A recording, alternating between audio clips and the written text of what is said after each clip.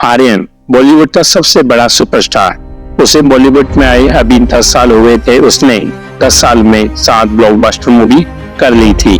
आने वाली मूवी बहुत बड़ी थी। आर्यन बड़े एक्टर का बेटा नहीं था। उसकी फैमिली बॉलीवुड में नहीं थी। उसके पापा कानपुर में जॉब करते थे। वैसे वहां से बॉलीवुड का सुपरस्टार बनना बड़ी बात थी। अभी 30 का हुआ था। नाम शोहरत सब उसके पास थी। आर्यन घमंडी हो गया। पार्टी करना, सेट पर लेट पहुंचना। कॉल टाइम 9 बजे का था, अब दोपहर के 1 बज गए थे और आर्यन कहीं नहीं मिल रहा था। उसकी टीम को भी नहीं पता कि आर्यन कहाँ है। उसका फोन भी बंद आ रहा था। 6 बजे पुलिस को रिपोर्ट की। मीडिया में हलचल मच गई कि आर्यन गायब है। उसके माँ बाप को भी परेशानी होने लगी। 8 बजे उसकी लाश मिली। केस को देखने इंस्पेक्टर अजीत आया।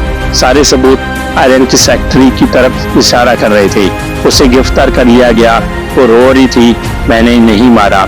आर्यन के घर के बाहर रात 1 बजे 2 पुलिस वाले खड़े थे। इसे कर्मों की सजा भेजी है। इसने भी तो एक कत्ल किया था। तेज हवा चलने लगी, भोगने लगे,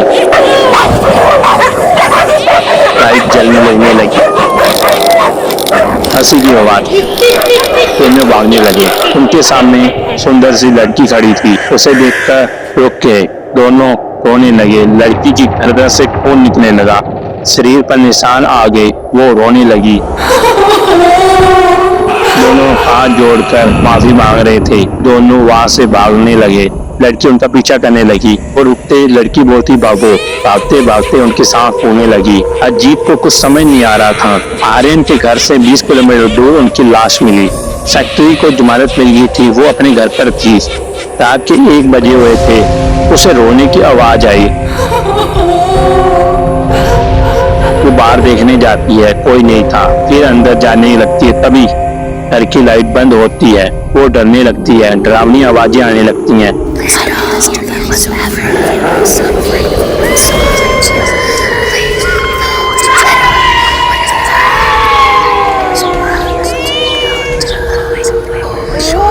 हवा चलने लगती है, हंसी की आवाज। सामने तो लड़की खड़ी है।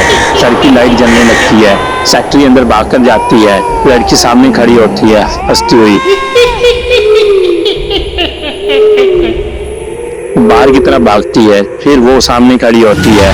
सेक्रेटरी ऊपर जाती है, चिल्लाने लगती है, रोने लगती है।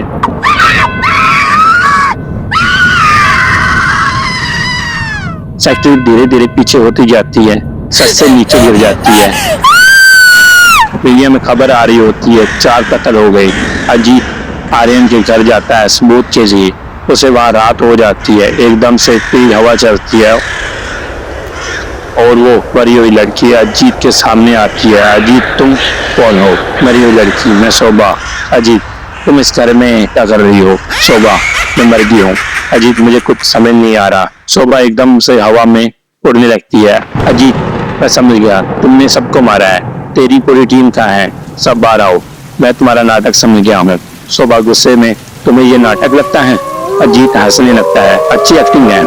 शोभा की गर्दन से खून निकलने लगता है। अजीत को कुछ समझ नहीं आता, वो डर जाता है। अजीत तुम मरी कैसे? मैं आर्यन से प्यार करती थी और आर्यन भी मुझसे प्यार करता था। हम स्कूल टाइम से एक दूसरे को जानते हैं। उसका सपना था एक्टर बनने का, मैंने भी साथ दिया। मुझे कहता था एक्टर बनते ही मैं तुमसे शादी करूंगा। मुझे बहुत प्यार करता था।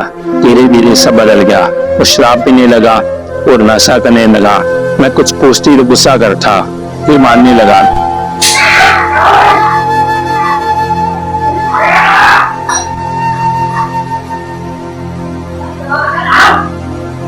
एक दिन मैंने बोला मैं तुम्हें छोड़ दूंगी।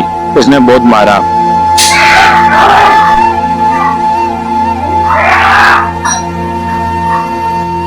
गला दबा दिया, मेरी मौत हो गई। सेक्रेटरी ने साथ दिया। उसने 2 पुलिस वालों को बुलाकर उन्हें पैसे दिए।